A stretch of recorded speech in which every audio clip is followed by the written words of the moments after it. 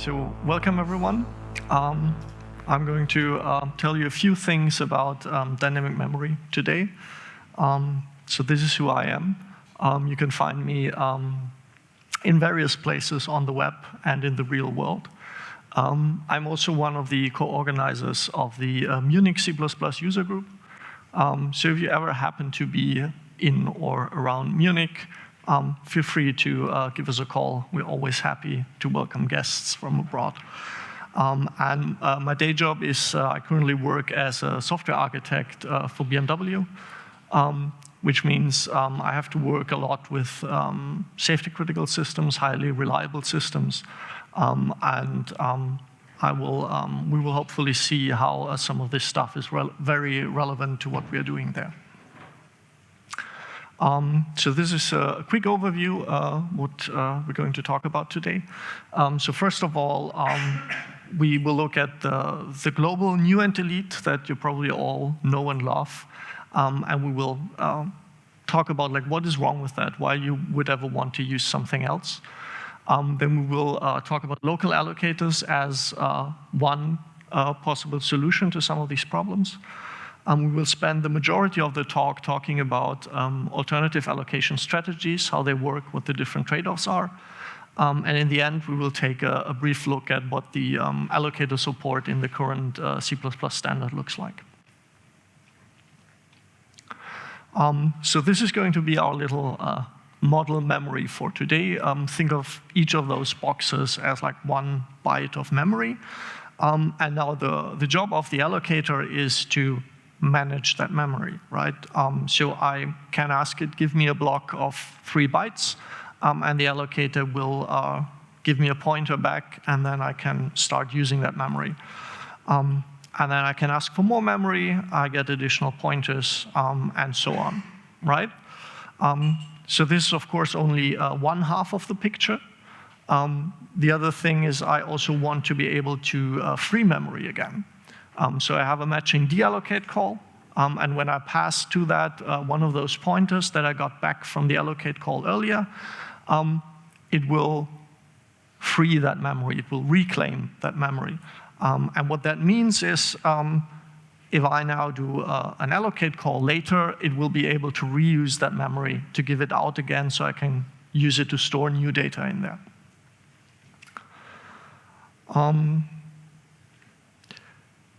So this is an interesting situation now. I asked the allocator to give me 4 bytes, and this will give me a runtime error because, of course, there's no contiguous block of 4 bytes available.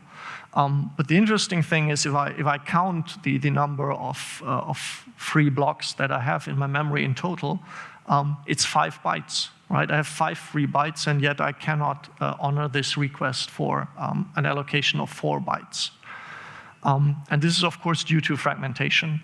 For the allocator, it's not only important how much memory I have, how much free memory I have available in total, but also how this is distributed throughout memory, how many contiguous blocks I have.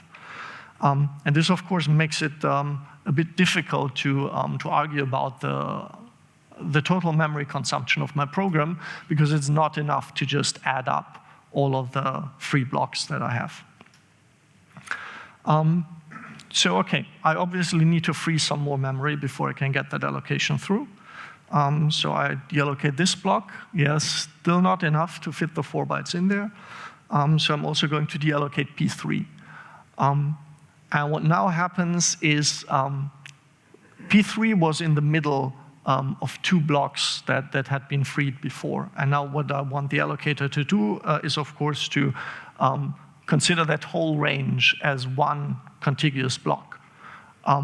But in order to do that, the internal data structures of the allocator have to do some work. They basically need to be able to track which regions are adjacent to each other in memory, and needs to be able to merge them into one block upon the deallocate. And this operation is usually referred to as coalescing. So whenever you hear somebody talk about coalescing allocators, then they mean an allocator that is able to perform this operation. And the effect of that is, of course, that also on the deallocate calls, the allocator might have to do some work because it has to look like not only at the block that I passed to it, but also check for adjacent blocks here. So this leads to a number of problems. First of all, the runtime behavior that we have with the global new and delete is quite complex. So fragmentation, as we saw, makes it very hard to argue about the maximum memory usage. And the worst case execution time of the individual allocate, deallocate calls can be quite hard to predict due to stuff like the coalescing, but also on the allocate call, just finding a block that is big enough to serve the allocation. This problem of complex runtime behavior is somewhat made worse by the fact that with the global new and delete, we're dealing with a shared global state. So the whole program is using the same global default allocator. So if I want to fully understand the runtime behavior, I sort of have to understand the complete state of my program, right? Because everybody could be using this allocator, thereby changing its internal state. And that makes it very hard to reason about what the final runtime behavior is going to be. Another consequence of this is that since there's only one global allocator, this can turn into a potential performance bottleneck. So in particular, if you think about highly parallel systems where you have many threads that all want to make use of that same global allocator, usually the global allocator implementation is so complex that the only way to make it thread safe is to use a lock. And now you effectively run headfirst into Amdahl's law, where all of your threads start queuing up for making use of the allocator. And if you have a lot of threads, that can actually turn into a very real performance problem. But I want to emphasize here that the problems with the allocator are not just performance problems. This is like, especially in the C++ world, this is usually the thing that we talk about most. But it's in general about analyzability. So also if I want to write a highly reliable system, I need to understand the runtime behavior. I need to know whether I risk violating my real-time guarantees because the allocator does something that I didn't expect. And this is one of the reasons why typically in real-time systems, dynamic memory is just flat out prohibited from the start, because they say it's just too hard to reason about what is going to happen at runtime. So let's try to solve these problems, actually. So let's first look at the second one, the one of the shared global state. So the solution for that is, I like to think of that a little bit as like refactoring a global variable into a local variable, right? So we start with these three functions, allocate and deallocate. And if we want to get rid of the shared global state, we just use a local allocator object instead. And now all of the state of our allocator lives in that object, and I might have more than one. But of course, now also all of my allocate and deallocate calls need to happen through that object. And this, of course, has wide-ranging implications for the overall architecture, because now whenever I need dynamic memory, I need to make sure that I actually have the allocator object available at that point in the code. But I'm going to pretend here that since you probably all already refactored global variables into local variables, you can roughly imagine what might happen here. So I don't want to claim that this is trivial, but I'm just saying it's not the thing that we're going to focus on today. John Lakers is going to give a talk tomorrow, which I think might go into a little bit more detail what the implications might be of this switching from global to local. Which still leaves us with the first problem, that the runtime behavior of like a general purpose allocator is quite complex and quite hard to reason about. And pretty much the only thing that we can do to solve that is use a simpler algorithm, one that is maybe not as powerful as the general purpose new and delete, but that is easier to reason about. So let's start with sort of the simplest allocator that we can imagine. Our state just consists of 2 pointers, one pointing to the beginning of the memory block, and then one free pointer. And then whenever we allocate something from this allocator, we simply shift the free pointer to the end of the previously allocated block. And now the subsequent allocations always happen from the free pointer, right? So you have the free pointer sort of partitioning our memory into one region of memory that we've already given out, that we cannot use, and then the remaining free region on the right. So far this looks very familiar to what we saw before. The crucial difference is what now happens when I try to free memory again, when I try to deallocate. And what we're going to do here is basically nothing at all. So from now on, whenever you see these little gray blocks of memory, what that means is this is sort of lost memory. There's nothing useful being stored there, but this is also not, unlike the white blocks, this is not memory that is available for reclamation. So the allocator will not give me a pointer back to this region of memory. It's essentially unused memory. And when I mean when I say the allocator does nothing, I really mean it does nothing. So even if I free all the memory that I got from the allocator, the next allocate call will still append it to the end. And this strategy is known as a monotonic allocator, since it always grows monotonically to the right, and I never go back. I basically never go back to the left. So you probably ask yourself, how is that useful, right? Like an allocator which just keeps consuming memory and never gives anything back. That doesn't seem like a terribly clever idea. So there's one way in which we can get back the memory. If we, again, go to this situation where we free all of our pointers, so I'm going to free the P4 again. Now I have this situation that I have only gray blocks and white blocks available. So all of the things that I ever allocated from this allocator were deallocated. And now what I can do, I can explicitly ask the allocator to reset itself to the initial state. So I get all of my memory back at once. Of course, when I do this, when I call this release or reset function, I better make sure that I don't have any active allocations left in this block of memory, because otherwise I will probably run into undefined behavior very soon, because my objects will get overwritten by subsequent allocations. Yeah? It's not undefined behavior to not destroy objects that don't have external resources. Mm-hmm. So the comment was, it's not undefined behavior to not destroy objects that don't have external resources. That is true. That is a very valuable observation. I was more thinking about the undefined behavior that might happen if I reuse that memory later, but parts of my program still assume that the old objects are alive there. But yeah, right, yeah. Okay, so let's look at some of the properties of this algorithm now.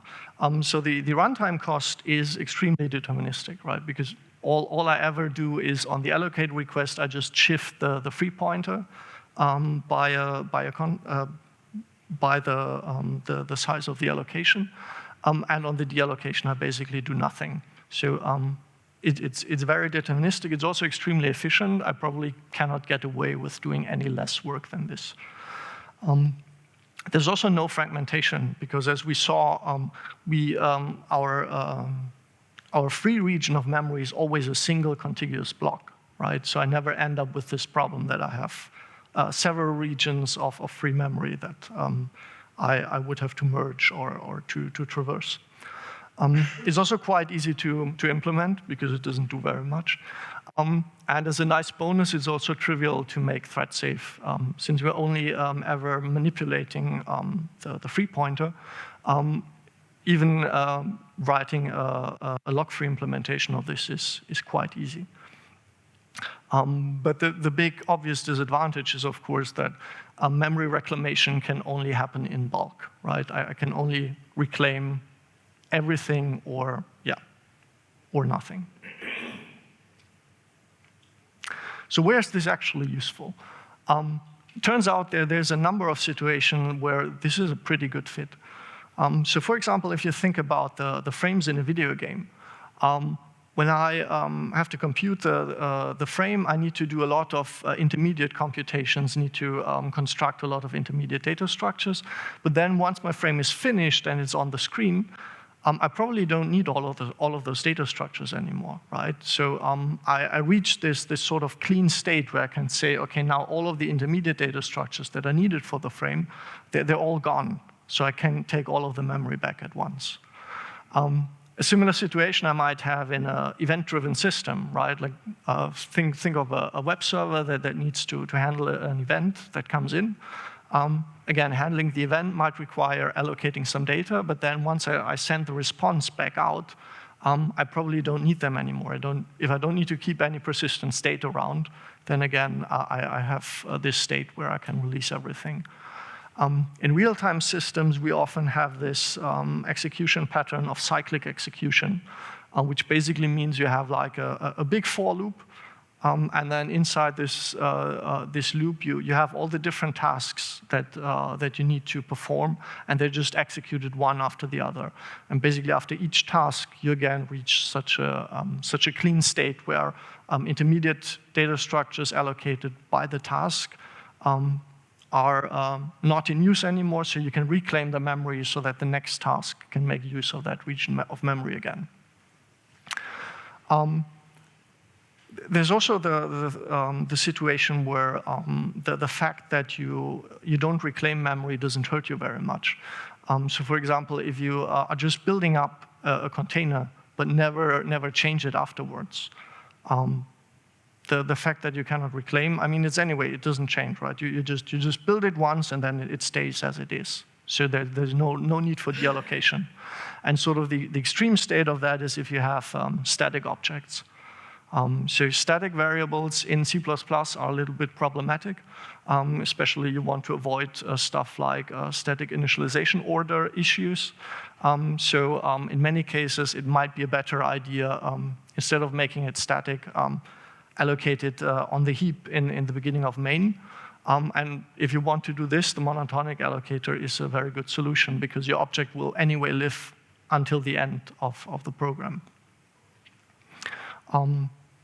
So the key observation here is that even though this is a very limited allocator, if you have a use case that is a good fit for this particular behavior, then this is a very nice tool because all of the runtime properties that we saw before, they're very much desirable. So if you can make use of this allocator, it brings real benefits.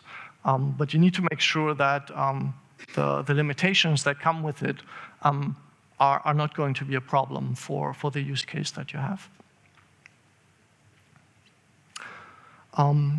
So to understand the behavior a little bit better, let's take a look at how some of the STL containers would behave under this allocation strategy. So for example, if I have a standard vector, and I just keep pushing elements into the vector, right? So let's say we start out with an initial capacity of like 2 elements, and then I keep pushing back. Eventually, I run out of capacity. I have to resize the vector, and then I need to get a bigger block, and then I keep pushing back, and eventually I also run out of that capacity, and I need to get an even bigger block, and so on. So as you can see here, I keep accumulating unused memory, gray blocks on the left as the vector grows. And this is, of course, probably not the behavior that you would like to have. So ideally, if you want to use a monotonic allocator with a vector, you reserve upfront the capacity that you know that you will need, and then you don't have to resize in between. If you want this dynamically growing behavior, then you have to make sure that you basically have to pay for that size overhead of the lost elements in the beginning.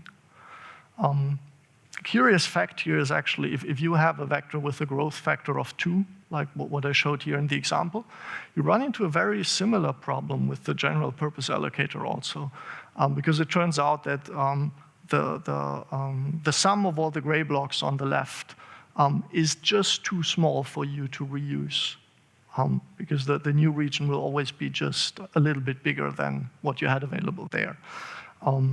Which is actually one of the reasons why Facebook in their Folly library used their own vector implementation, because they wanted a growth factor that is smaller than 2 to avoid this problem.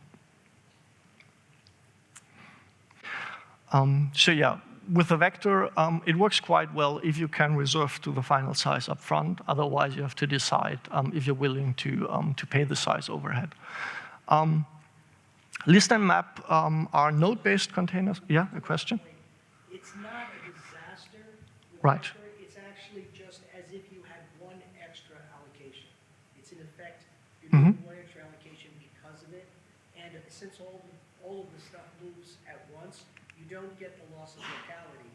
You just get the wasted space. So again, it's like having one extra allocation, but it's not crazy. Yeah. It's just done. Yeah. Exactly. So the observation from John was that it might look scarier on the slide than it is in reality, because you still have only double the size overhead, and if you can live with that, it might still be a good choice. So list and map work a little bit different. They are node-based containers. So for each element, you get an individual allocation. So you don't run into the same problem as with the vector, that as the list grows, you have to discard old allocations. Of course, deleted elements cannot be reclaimed individually because we cannot reclaim any memory. But other than that, list and map work quite fine. In particular, a big performance problem of these node-based containers is usually the allocation, the fact that they have for each element go to the allocator. So if you have a good use case for those containers, switching to an allocator like this might actually be a huge win. Yeah. We implement our own node-based containers with built-in pools, and so instead of making everybody who wants to gain the performance benefit use allocators, they get it for free, and it makes a tremendous difference in performance to the point where using an allocator almost doesn't help. Okay, so the observation here was that at Bloomberg they have special list types. Exactly, so that the pools are basically built into the standard container types, and the benefits for them are very huge. Yeah. With the deck, it's a little bit like you have a node-based container with very huge nodes. So the behavior is very similar. The unordered map deserves a closer look because it is a little bit curious. So if you, as most of you probably know, the unordered map is a hash-based container. So whenever I want to insert an element, I'm going to compute the hash of that element, and the hash is going to determine the bucket into which that element goes. So in this case, because of the hash, this element goes into the first bucket, then maybe another element with a different hash goes into another bucket. And I also might have elements where the hash actually determines that they end up in the same bucket. So that does not mean that the hash is identical, it just means that because of their hash, they go to the same bucket. And then I sort of chain them together in a list. And of course, the two extreme cases that I could end up with is that either all of my elements go to the same bucket, or each element goes to its own bucket, right? That is, typically I end up somewhere in between, but these are sort of the extreme cases. I really want to avoid the case on the left, because then it becomes much more expensive to look up the elements again. Unfortunately, the exact layout depends both on my hash function and the individual inserted values, so it's a little bit difficult to reason about beforehand where we'll land, unless I know exactly which data I'm dealing with. But the hash map tries to help us a little bit here, because whenever I run into the case on the left, and the size of a single bucket grows too big, what will happen is that a rehashing operation will get triggered, which means the unordered map is going to increase the number of buckets and then reinsert the elements into the individual buckets. And the interesting thing is here, since the elements themselves are again stored in a node-based fashion, I don't need to reallocate memory for the elements in the hash map. But for the buckets, the brown region on the left, that one is contiguous. So for that, I need to allocate a new region of memory. So I sort of have a mixture of a vector-like and list-like behavior here.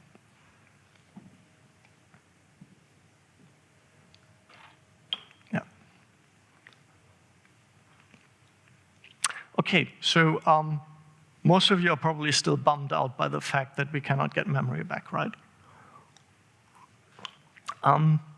So if we look at how the allocations actually work, then this is very similar to how a stack works. So one possible extension that you could think of is, why don't we just reclaim memory in the same way that the stack does? So if I want to deallocate sort of the topmost element, I can just do that by shifting the free pointer back. And that works as long as you have this strict last in, first out ordering, as you have for stack-based allocations, that you could do that. The thing is, there is no way for the implementation to check whether you are actually conforming to that order, at least not without introducing additional state. And since you're probably not going to believe that, I'm going to show you a quick example. So the naive approach here would be to just track like which is the topmost element. And then whenever I request a deallocation, I check, okay, is the pointer that I'm trying to free, is that the top element? And if yes, I'm going to free it. But now the problem is, what is the new value of the top pointer going to be, right? So obviously it should be the value of P2, but the allocator does not know about P2. P2 is a pointer that I gave out to the application a long time ago and then forgot all about it. So that is why it's not possible for the allocator to help you here unless you adapt the algorithm. So that's a bit of a bummer. So yeah, basically what the deallocate function will do, whichever pointer you pass to it, it more or less has to trust that it was the right one and then just resets the free pointer to that value. There's another problem here that due to the padding bytes, we might actually lose some memory in inconvenient places. So here we have to go into a little bit more detail. So I've been lying to you a little bit. Your memory is probably not going to look like this. It's probably going to look more like this, with these little gray blocks in there. And the reason for that is due to padding and alignment. So quick reminder, alignment basically means when I have a pointer and I look at the binary representation, and I look at the least significant bits there, the alignment basically says how many of those bits are going to be 0, right? So if the least significant bit could be any value, 0 or 1, then I have no alignment. If I say, for example, like the last 2 bits will always be 0, then that means the pointer will be 4-byte aligned. Similarly, I can have an 8-byte aligned pointer and so on. So the alignment refers to the number of least significant bits of the object, of the pointer being 0. Because of this, you can probably easily see that the alignment requirement is always a power of 2, because I'm only talking about like consecutive zeros there. Each built-in C++ type has a natural alignment requirement, which is typically equal to its size. And the reason for that actually comes from the hardware. So by requiring this, the job for the hardware of loading data into registers gets a little bit easier. So that's mostly the reason why we get this behavior. And you probably have stumbled across this when you looked at certain structs, where the size of the overall struct might actually be bigger than the sum of the sizes of the individual members, exactly because the compiler needs to insert these padding bytes between members in some cases to make sure that the individual members are still aligned, respecting their natural alignment. And for the allocator, it's the same thing, right? If I want to allocate a data type, I need to make sure that the pointer that I get back is properly aligned for storing an object of that type. So what the default allocator here does is it will just align so that it's suitable for any built-in type. So as you can imagine, that can be a little bit wasteful. So if you, for example, request a lot of single byte allocations from the default allocator, it will probably consume a lot more memory underneath than you might naively expect. And there's also the second problem that the user might actually write a custom data type with an alignment requirement that is bigger than the biggest natural alignment, which is called extended alignment. So one use case for that could be that, for example, if you're programming for an SSE register, which uses a data type that is 128 bits in size, which is greater than any built-in data type. That might be a reason why you want to extend the alignment. Another reason might be for performance reasons. You might want certain data structures to be aligned on a cache line boundary. So if you have these situations, then this extended alignment, the standard allocator is actually not required to support this. Some implementations do, but it's actually up to the implementation, so you have to check beforehand. The good thing is that the support is actually on the allocator interface. So if you look at the interface, so far we've only seen passing sizes there, but there's actually a second parameter on the interface for passing the alignment. So if you have an implementation that supports extended alignment, then the interface basically allows you to request it. So yeah, so this is how we get these different padding bytes in there because of the alignment. Now, an interesting thing is what happens if I free this block that was aligned on a 4-byte boundary. Then my free pointer moves back to where that pointer was before. But now if I allocate a single byte, which does not have any alignment requirements, it goes to the point where the aligned data was before, right? Because I cannot get back those 2 gray blocks there before that. And this is a problem that is known as internal fragmentation. So we have seen in the very beginning this example for fragmentation where our blocks of free memory would get split up. That is external fragmentation. Internal fragmentation basically means that the way the allocator gives out memory, you might end up with these little gray blocks in between. It turns out that for most situations, this is a way less critical problem than the external fragmentation because it won't slow down your allocator, right? It does not have an impact on the runtime. It just means that there is a little bit of memory in between which is unusable, but it's usually not too hard to estimate how much overhead that will cause. But it will not affect the execution times. I have a question. Yeah, please. You said that you need extra state in order to reclaim Yeah. more than one level. Yeah. Don't you need extra state even to reclaim just the last allocation because you don't know how big it is? So how would you know that what you just deallocated was all the way to the end versus, say, halfway or one element back? So the question is why can we do the deallocation without?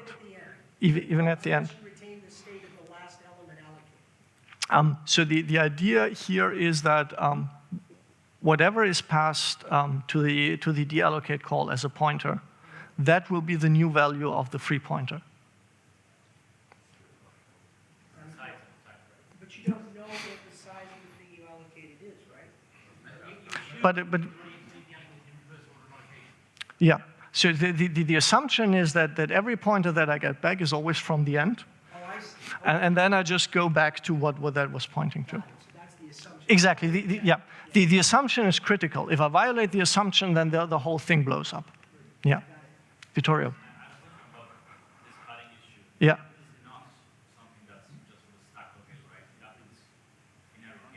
Yeah. Yeah.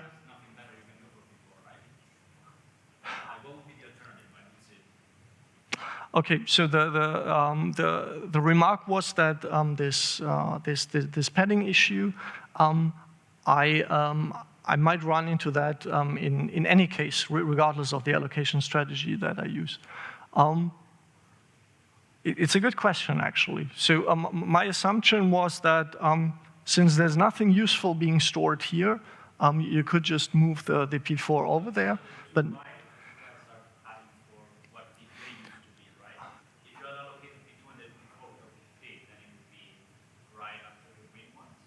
Yeah, right, exactly. So exactly. So the assumption is that P2 is a 2-byte object with an alignment requirement of 2. So these two belong to the P3, and that's why I can safely store the element there. Yeah. You said that the assumption is that you'll deallocate in reverse order. Yeah. Okay. Well, then why doesn't it work? If I deallocate P4 and then I deallocate P2, why doesn't it know that everything in front of P2 is cleared and then Yeah. I'm good? So the thing is, I'm just deallocating P3, right? So the call is deallocate P3. The free pointer goes back to what P3 was. The fact that I have these 2 padding bytes in here was something that I decided when I allocated P3. But this information is now lost because I just know like where P3 is now. When I go to deallocate P2. Yeah, then I get it back, exactly. But I didn't retain any extra state, and now I can deallocate in order, in reverse order. So I don't understand. If you make that assumption, why can't you actually, you might lose the padding bytes. Right, yeah. But you don't lose the ability to go back, whatever. All you lose is the little. Exactly. You basically only lose like, yeah, exactly.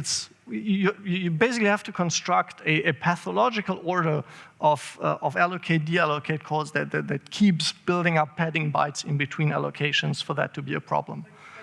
But it's a very small problem. Agreed. Yeah. Yeah. Yeah. It was just to show that there are some surprising things lurking in there that you might not think about immediately, but yeah, in practice it might be a very small problem. So let's think about another extension now. So let's say we actually want to properly track the order. So one naive thing that I might think about is just really keep a list of the allocations so that I basically, when I know where P3 is, I can just traverse the list to get back to the previous elements. And if I have this, one interesting problem is that, one interesting consequence is that even if I deallocate an element from the middle, I could just say, okay, I turn this box green, and I don't give the memory back yet, it's still gray. But then if later I deallocate P3, I keep traversing the list until I no longer encounter a green element, and then I just set back the free pointer to that, right? Which seems like a very useful extension. Does that require a minimum size so that you're able to refer back because you have enough bits to index back into your array? Does that require minimum size? And the amount of free data, or is 1 byte sufficient in all cases? That's a good question. I'm not sure. Well, the reason I'm saying Yeah. is you want to keep a chain backwards. Yeah. But if you have only 8 bits, you can refer back only 256 bytes. Mm-hmm. Or you have to do some sort of scale where you say each bit represents 4 bytes or some such thing. Right. So that's why I'm saying, would you then, in order to achieve that, create some minimum allocation size, let's say the size of a pointer or a reasonable index, Yeah. let's say 4 bytes? Yeah. So the question is if I would want to require a reasonable size for the allocations to make sure that it plays nicely together with this. 1 byte is not a typical thing that people Exactly. Yeah. So this is one of the problems. I actually could think of a lot more. So first of all, I now require an auxiliary data structure, which I did not have before. Then the runtime cost of my deallocation now became worst case in linear in the worst case. It's still amortized constant, but if I have a real-time system, I do not care about amortized, I care about worst case. The auxiliary nodes might have their own alignment requirements, which I now need to somehow synchronize with the alignment requirements of the actual allocations. There's the question where to store these auxiliary nodes. Do I want to store them in between the allocations, like here? Or do I want to store them outside in a separate region of memory? And there are cases for each of them, right? There's a lot of different trade-offs. I don't want you to read through that. I just want you to take away, these are not easy questions. These are very difficult decisions, and you might think a long time about each of those. So the bottom line is, please don't do this. So even seemingly simple extensions can get complicated very quickly. And it's a slippery slope. Like before you count it to 3, you're actually reinventing the global allocator again, the general purpose allocator again. So don't try to increase the generality of an allocation strategy through clever extensions. If you have a use case that is a perfect fit for an extension, like we saw with the stack-based allocations, right? If you have exactly this LIFO ordering, then with this very small extension, you can actually get a perfect fit for your use case. Then it might be worth doing it. But in the general case, if you try to be too general, you will end up with an allocator that will probably do a worse job than the general purpose allocator that is in the standard library already does.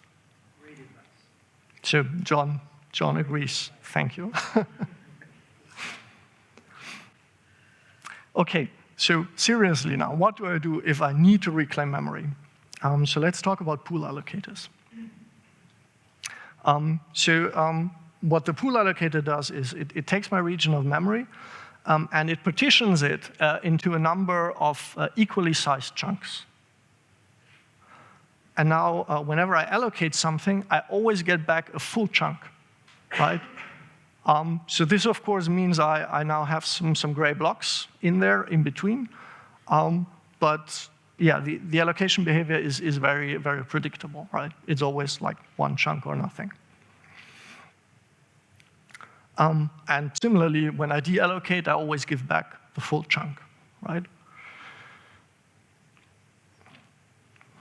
And then, yeah, it can get reused. So how is this implemented internally? So typically what I do here is I need an auxiliary data structure, but unlike the example that we saw before, I now track the free elements and not the allocations. And then what I basically do is I have a pointer to the beginning of my list, and whenever an allocation request comes in, I just give out the element that the first free points to. And then I keep shifting down the first free element to like the next block in the list. And similarly, if a deallocate request comes in, I create a new list node, and then this element becomes the new first free element. And this is actually vital. You want the deallocate to go to the beginning of the list, not to the end of the list. You make your life significantly harder if you try to use different ends for serving the allocation and the deallocation. Of course, this has an interesting consequence now, because now when I deallocate P2, I again have the situation that all of my blocks are free, but you notice that in the list, the first two elements, they have switched places, right? And this can lead to an interesting problem, which is known as diffusion. So imagine you're just creating a list, you're pushing 4 elements into the list, right? One after the other, and then you iterate the list. Your naive expectation would probably be that since you created all of the elements right after the other, that they will also be laid out in memory right after the other, right? But because of this shuffling around of the list, they might actually end up in completely different places in memory.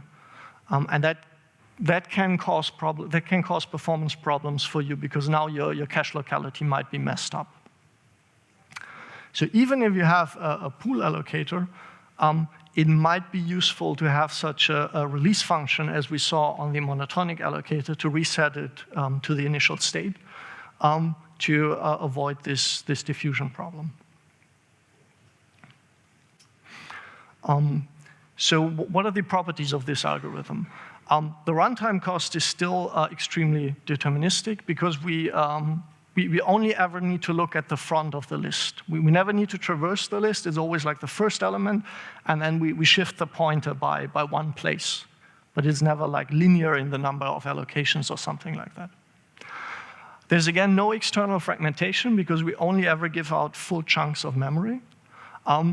There's, however, this internal fragmentation that we saw that if our allocation is smaller than the chunk, then of course the rest of the memory in the chunk is sort of wasted. It's still quite easy to make thread safe since we only manipulate the list from one end. So yeah, easy here is sort of in scary quotes. Please don't try to write a lock-free implementation of this unless you know exactly what you're doing. But it is still a whole lot easier than it would be for a full-scale general-purpose allocator. The big downsides here are you cannot serve any allocations that are bigger than the chunk size. So yeah, because you only ever give out a single chunk, right? So if it doesn't fit into the chunk, you just cannot do anything. And if your object sizes vary a lot, the problem is that basically you need to choose the chunk size because of the first problem big enough so that it can fit the biggest objects. But then if you have like a few big objects and a lot of small objects, for all of the small object allocations, of course, you waste a lot of memory. So you need to be a bit careful here if your object sizes, if there's a huge variation between them, yeah, make sure that you don't run into this problem. Let's again look at the STL containers as some examples for how this might perform in the real world. So for the vector, it's a bit difficult because since the vector requires contiguous areas of memories, unless you have a vector that happens to match the chunk size more or less exactly, it's probably not the best choice. For the node-based containers, on the other hand, it's a perfect fit. Because if I can choose the chunk size of the pool to be equal to the size of each node, then I get like the perfect behavior, and I never waste any memory. Unfortunately, this knowledge of how big the nodes are is currently implementation specific. So the standard does not specify this. So it's a bit difficult to get there. But yeah, maybe we can remedy this in the standard at one point in the future. Again, the deck is similar like a node-based container with big nodes, so it also works quite well. And for the unordered map, let's again have a look at the picture from before. So as this is again the before the rehashing and after the rehashing. So the interesting thing here is that for the individual elements, they would fit very nicely into such a pool, right? Because like with the list, if my chunk size is equal to like one of these boxes, that's a good fit. But the buckets here, they don't fit that nicely, like especially if my hash map can grow very big and I will end up with lots of buckets in the end, that will probably not fit into the pool anymore. And we will see later in the talk one of the ways how we can work around the problem like of having to bring these two very different behaviors together in one allocator.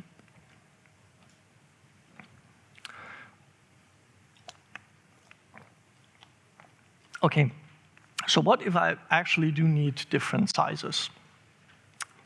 So one straightforward extension to the pool allocator is the multi-pool. And what that means is I basically keep different pools around with different chunk sizes. And now whenever an allocation request comes in, I just choose the pool that is the best fit, and that's where I take my chunk from. Right? And the nice thing about this is, depending on how I configure the sizes on the left, I can get a pretty precise control over what the worst case overhead that is lost to the internal fragmentation will be. So this is actually a very powerful allocator. So the nice thing here is that the runtime is still deterministic. In particular, if I know the number of all the pools beforehand, it's constant again. And as I just said, the maximum amount of the waste can be controlled pretty precisely. The downside is that it can be a bit difficult to set up. So if you really want to configure this statically, you have to answer questions like, okay, how many pools do I need? What are the individual chunk sizes that I need? And what are the pool sizes actually going to be? How many chunks do I need to give out from each pool? So this can take some time to figure out, and you need to invest a little bit upfront in order to make the analysis that allows you to answer these questions. But other than that, this is a very powerful algorithm, and it's actually a very solid building block for building a general purpose allocator. So in particular, if you look at the allocators that are probably shipping with your runtime or your operating system today, and if you look at the algorithm, how it works at the bottom, you will probably recognize a lot of the ideas that drive the multiple allocator here. Okay, so a question.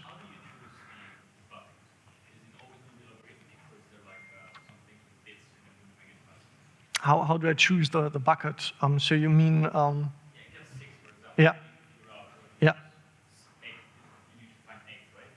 Right. Yeah.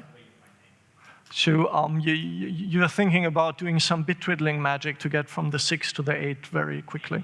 Yeah. Exactly. Yeah. So you can. I mean, yeah. It depends a little bit on what kind of sizes you want to allow on the left. If you know, for example, that they're all going to be powers of 2, like in this example, then you probably can do that with bit twiddling magic. If there can be any arbitrary sizes, then you probably have to go the long route and do the math. John? So if you want really great performance, you can use it out of the box. But if you want to tune the bejesus out of it, then you can look at this. We don't look at this. We just use it out of the box because it's good enough, just like a vector. Right. It's good enough out of the box with whatever growth size you have. Yep. It's good enough. Yeah. So if you really need something more custom than that, you can get out the instruction manual and look, but only after you're measuring stuff. Yeah. So the comment here was that in most cases, you don't even need to do this careful analysis. You can just use it out of the box, and you will already get huge benefits. In our specific case, where we have to write safety-critical software, unfortunately, we have to do the analysis, which is why we only reach for the multi-pool if we actually need this amount of flexibility, because it is harder to analyze. But if you're fine with, like, if you're on a desktop system and you're fine with just like looking at the profile and saying, yeah, seems fast enough, then I agree. You don't need to look at it at that detailed level. So rare that you needed to. I mean, it's that good. Yeah. It's one of those things, it's that good. Yeah, I agree. So the remark was that it's just good that it usually just works. Question in the back? Can sizes change during runtime? You mean the chunk sizes of an individual pool? No, typically not. So the whole thing why the pool is so nice is because all of the chunks are of the same size. There are different allocation strategies where you don't have this static partitioning into the pool, and they sort of try to figure out the chunk sizes as you go. So a lot more dynamic behavior, like slab allocators, for example, do something like this. If you have such an allocation strategy, then yes, you can do that. The multi-pool that I show here, here it's completely fixed, which makes it more predictable at runtime, but of course, yeah, it's not as dynamic. Yeah, one more question.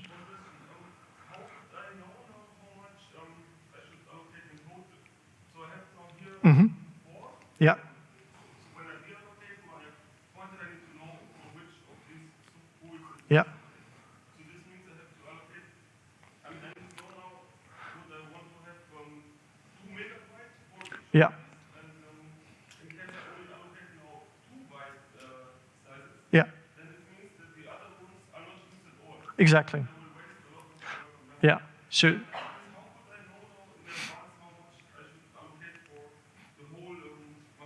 Exactly. Yeah. So yeah. So the question is about the overall memory consumption, since I have these gray blocks of internal fragmentation in here.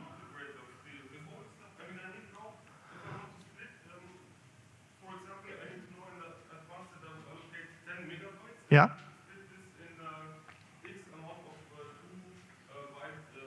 Mm-hmm. Yeah.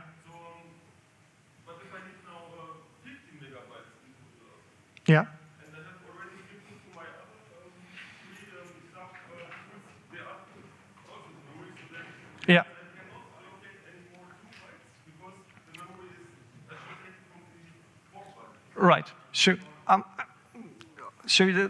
this sort of depends again what use case you're in. If you're in the completely static use case, like I am, then everything needs to be set up front, and you need to know how much memory you will need from each pool. If you're in the desktop use case, like John is, for example, then you can just, like, whenever you run out of chunks in one pool, you just make that pool bigger, right? But how can I make this bigger? Because when I reallocate, Yeah. reallocate in place, but it cannot be reallocate. But you don't need to reallocate. That's the thing, because the chunks don't have to be contiguous in memory, right? The chunks are connected together through a list. So I can just get like some more 4-byte chunks and just append them to the second pool. Juice? So actually, the design of this has evolved over time. Mm-hmm. What it is originally, I mean, back 20 years ago when I first did this, Yeah. There were chunk sizes of 100, literally arbitrarily 100 nodes. Yeah. And then, 100 is too big because you might have a sparse thing. So then it went to Yeah. 32. And then I realized, why not make it adaptive? Mhm. So what happens now is when you create one of these things, every single bucket is empty. Mhm. And then when you ask for one, you get 1, then 2, then 4, then 8, then 16. And originally it's saturated at 32, but then Pablo Halpin pointed out to me at one of these conferences, why are you doing that? Just have a pointer to the beginning and the end and let it grow arbitrarily large, like a vector. There's no embarrassing wait while it reconnects the thing. Yeah. So now the plan is, whenever you run out, you double the size, you Yeah. create the iterator, you give back the first one, Yeah. you have a free list, and it's beautiful. There's no embarrassing clause. Okay, so to sum that up, the behavior that we have figured out now seems to be the best one is to just have the pools grow geometrically like a vector whenever they run out, and then it works pretty fine. There's no, Yeah. there's no downside at all. Yeah, It just works. great. So that's actually all that I have on the allocation strategies. If you have no more questions about that, we can go to the C++ part of things. Could I just mention that you can Yeah. cascade them? So when you have something like a multi-pool, We will get to that. you're going to get to Yeah, that. yeah. Good. Great. Okay, so how do I make use of that in C++? So you might have noticed already that, for example, on all of the container types, we have this additional template parameter for the allocator type. And this is actually not the class that does any of the stuff that we have been talking about. So due to an unfortunate historical accident, what C++ calls allocators was originally a measure for abstracting over different models of addressing memory. In particular, this dates back to the days of 16-bit x86 segmented addressing, if anyone still remembers that. So yeah, very different problem from what we were talking about. As a consequence, what C++ calls allocators are stateless. And stateless here is in scary quotes because, of course, there is state inside the allocator, but it is global state. It is not state that is associated to the individual allocator objects, right? So all of the allocators of the same type are sort of the same. So the way to think about this, as it was proposed by Arthur O'Dwyer, is the allocator is merely a handle, like a pointer, to a memory resource. And the memory resource is the stuff that does all the management of the memory that we talked about so far. So if we look at how this looks like in code, we have a polymorphic memory resource, and that is the guy that manages the memory. And now when we construct the container, we say here as the template parameter simply polymorphic allocator. And you should read that as enable custom allocator support for this container. That's all that this means. And then the actual memory management, like which algorithm it should use and where the underlying memory comes from, that is determined by the memory resource, which is passed as a parameter to the constructor, right? So this guy here, the polymorphic allocator, this does not carry any state. All of the state, all of the interesting stuff is in the memory resource. And since nobody wants to write that lengthy template parameter, and since the parameter does not do anything anyway, there's a shortcut for that in the standard, which is if you just, instead of the std vector, you use the std PMR vector, that basically gives you the container with the allocator support. So the standard library now comes with a number of these memory resources that already ship with the standard library. So we first have the PMR memory resource, which is the interface for the allocators, and this is really a base class, like virtual functions, inheritance, object-oriented base class. This is the interface for all of the allocator types that this polymorphic allocator can use. So if you want to write your own allocator and you implement this interface, then it can be used with the standard library containers. And then some of the concrete implementations that we have available is we have, of course, the new delete resource, which is just like calling the global new and delete, like you know. We have a monotonic allocator. And we have synchronized and unsynchronized pool allocators, which is basically so thread-safe and unthread-safe multi-pool implementations. And then we have the null memory resource, which is a bit curious because it just always fails. And we will see how that is useful in a minute. One small comment, you see that these two here have parentheses. That's because those are both stateless allocators. So you just call the function and it will give you back. It's basically like a singleton, right? There's only one new delete, only one global allocator.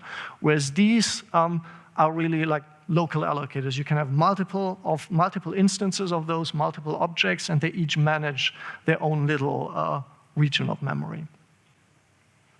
So yeah, what about this null memory resource? Why do I ever need this? And the reason for this is something called chaining. So if you look at the signatures of these memory resources, one curious thing is that in their constructor, they all take a pointer to another memory resource. And this upstream resource is basically used whenever a memory resource runs out of memory or just fails to satisfy an allocation request. It is going to ask its upstream resource for more memory, right? So for example, like if my pool runs out, and now I want to resize, I'm going to ask my upstream for more memory and then build additional chunks out of that. And this is a very powerful mechanism. So for example, if I construct an allocator like this, I have a fixed size buffer of 42 bytes, and my upstream is the null memory resource. This is now a fixed size allocator, right? Once I've used up my 42 bytes, it's over. I cannot get any more memory, which in my use case, this is exactly what I want, because I want a completely static system. I want everything to be nailed down beforehand. However, if you're working on a desktop system, you might want to do something like this, where you do the same thing, you have this storage, but then your upstream is the new delete resource. So when you exhaust your initial buffer of 42 bytes, you just call global new and you get some more memory, right? So you will never run into a hard error with this one. Question. In our implementation, that's the default. Is that not the default in the standard? What is the default? In other words, if you don't specify an upstream resource, Yeah. don't you get the new delete allocators, the overflow? I think so, yes. So this, if you don't specify an upstream allocator, I think the new delete resource is always the default. That would be a good idea. And then if you want to put in a null one because you're very firm about Right. it, yeah. But if that were the default, I'd be scared because people would then know. Yeah, that is true. So the remark was that this is sort of a special use case, and it would be a bad default if it were the default in the standard, but I'm pretty sure that this is the default behavior. Question?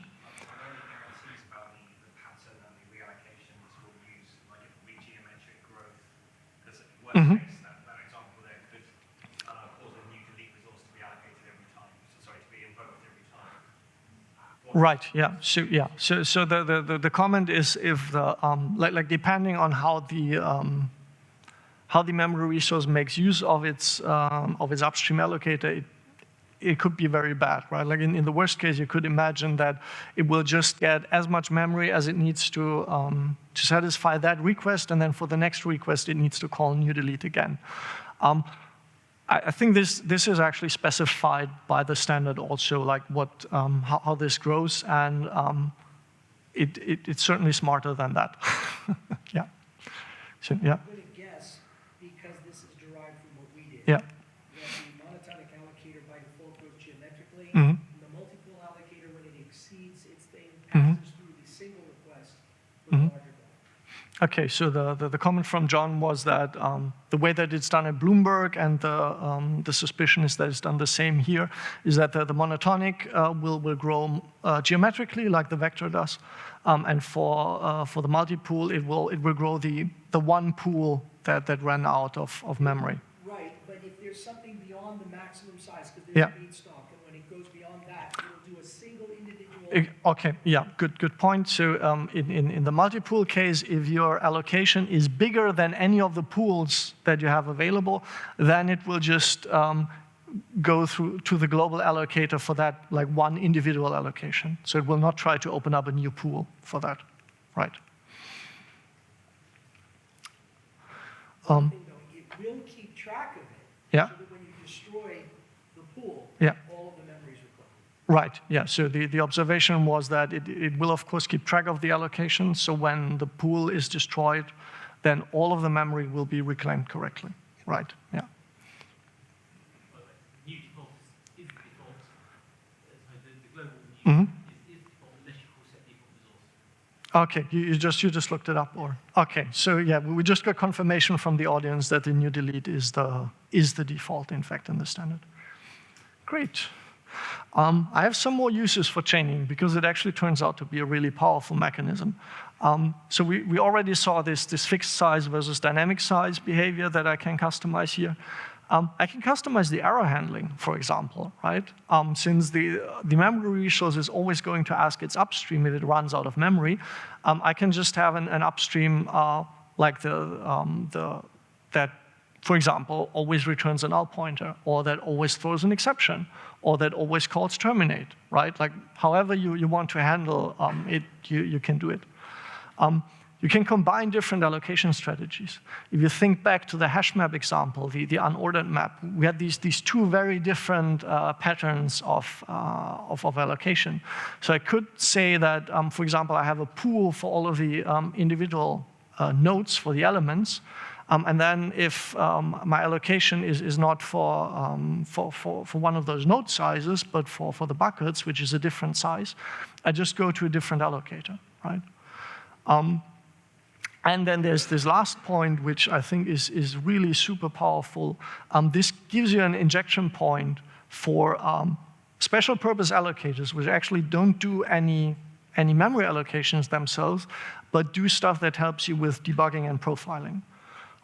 So for example, a really simple allocator that you could write here, it always forwards to its upstream, but before forwarding, it increases an internal counter for every allocation and decreases it for every deallocation. If now in the destructor, your count is different from 0, you have a bug somewhere, right? A slightly more advanced example, you could make each allocation a little bit bigger, and then before the region of memory and after the region of memory that you give out, you write like some special pattern. And then on the deallocation, you check whether that pattern is still intact. And if it's not, you probably have a buffer overflow somewhere in the program. And yeah, many more good stuff. Similarly for profiling, if you want to understand the allocation behavior of your program better, you can do many things to like trace the individual calls and get a better understanding for what's going on there. So this is really powerful. Even if you don't need any of the other stuff for the performance, I think this alone is a huge win here. Yes? Just to point out, everything that you said is true. It's been around forever. But there's one thing that's even better still, which is something that was invented about 10 years ago by somebody at Bloomberg who's no longer with the company. But what it does is it uses the ubiquitous interface for allocators so that it can do object-based subsystem memory use analysis. And it's an opt-in thing where what you're doing is a dynamic cast through the base class pointer to see if the allocator that you're passing in does monitoring. And if it does, the subsystem actually gives the allocator, which is also a monitor, the information to track. But if it isn't, it doesn't. So the dynamic cast is an instance of use the dynamic cast only when you don't need it. If you don't need it, then you can offer it. And if everybody agrees, there's a handshake and you give the information. It's really Yeah. I'm going to sum that up as you can do really cool stuff with that.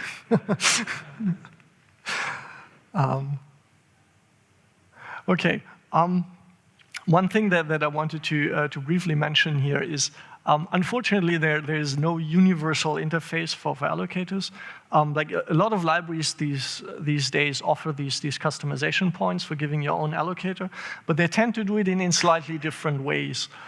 For example, these size and alignment parameters that I give to the allocate call, are they also passed to the deallocate call, or does the deallocate call always get the pointer? So this might have an effect on what the internal implementation has to track as additional information. There's this question, is realloc supported? So typically in C++, realloc is not super useful, but C libraries sometimes tend to want to do this.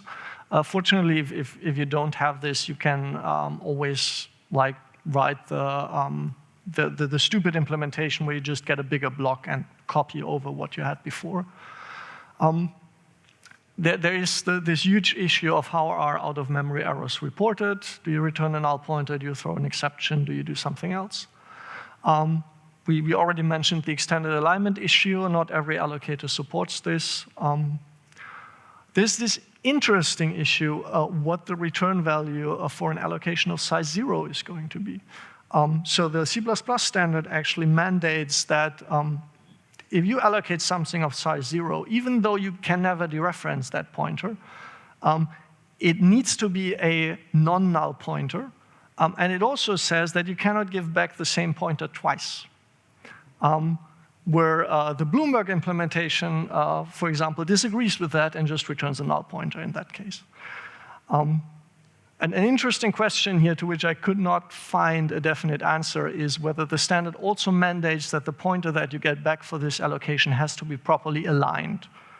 I think it does, but it's very hard to get a definite answer from the standardees there. You would think so, right? But then why does it have to be non-null in the first place? We know for unique addressing, there is actually some reason for that. Yeah. The alignment part of that, a little confused. Okay, yeah, so John thinks it maybe does not need to be aligned, but yeah, it's an interesting question. Yeah. The thing is that the underlying object model of C++ guarantees that two different objects at the same time distinct a different address. And that's why these Okay. Yeah. Yeah. So Peter's comment is that because of these rules in the C++ memory models that two objects cannot occupy the same address, that might be a justification for why it needs to give out different pointers. But there's no similar requirement that would make us have to respect the alignment here. The last point is also kind of interesting. In some cases, the memory regions where you store the internal data structures for the allocator state and the managed memory that you actually give pointers out to are not the same. If you think about GPUs, for example, for managing GPU memories, you need allocators. But reading GPU memory from the CPU is super expensive. So if you need an allocator for a GPU, what you typically want to do is you want one memory region which lives in system memory, in CPU memory, and that is where all of the internal state for the allocator goes. But the memory that you are managing actually lives on the GPU. So if you have that use case and you want to choose an allocator implementation, you need to make sure that it can actually handle that, as it's kind of a special case. Right, exactly. So Michael Wong is just talking about SYCL and GPU programming next door, so maybe he has an answer. Do you want to comment about shared memory, since we're on the topic of other memory? About shared memory? In other words, having allocators in this model that deal with shared memory. No, I would, maybe you want to. I just want to point out Yeah. that we don't try to do that because shared memory is a different memory space. And so we could make our models so complicated that it's unusable, Yeah. and thereby deal with shared memory. Yeah. But since it's the 1% of 1%, Yeah. we say if you know enough to do it, build your own, or have a library that does that and does it really well, because it's not pointer-based, it's index-based. Okay, so the remark here is that if you're using shared memory, probably the amount of work that would be necessary to make that work with allocators is going to be so huge that it's not worth it.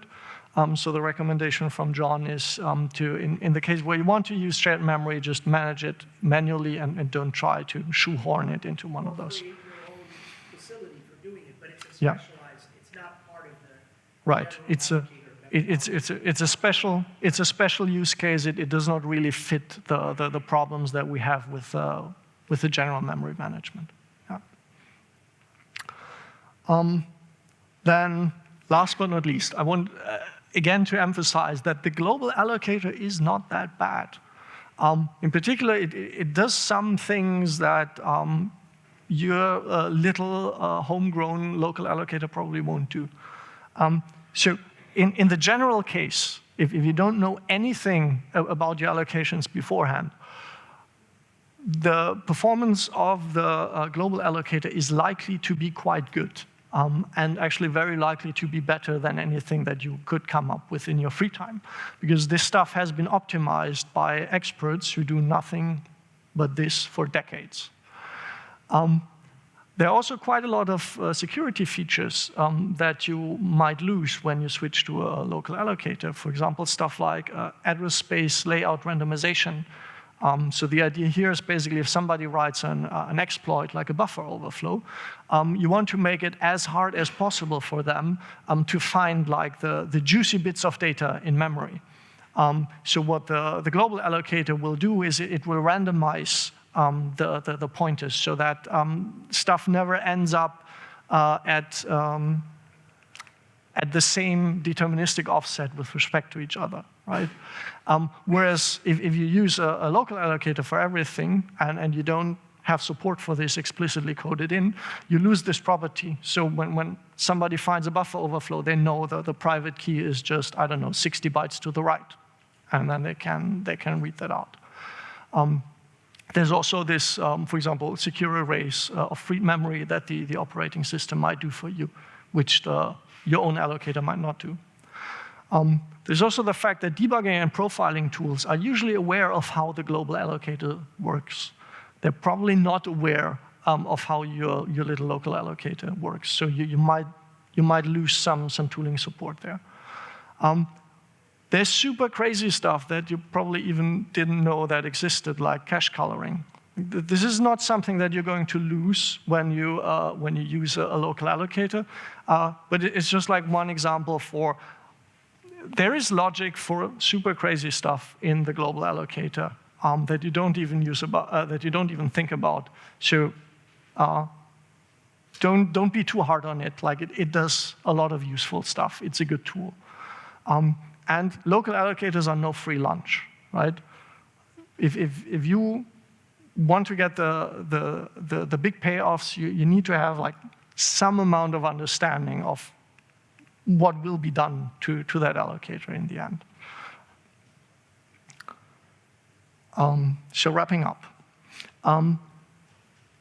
Each allocator has its Achilles heel. You can find for each of the allocation strategies that are out there one particular pattern of allocate, deallocate calls that will make it behave not very well. The global allocator is, in general, a pretty good solution. So if you don't want to think about anything, then it's probably going to do a reasonably good job. But you can do better with special allocators for special use cases. Both in terms of performance as well as reliability and analyzability. So about the performance aspect, John gave a talk at this conference last year where he presented actually hard data about like what you can expect there in terms of performance. If you want to know more, if you're still skeptical, I highly recommend that you check out that talk.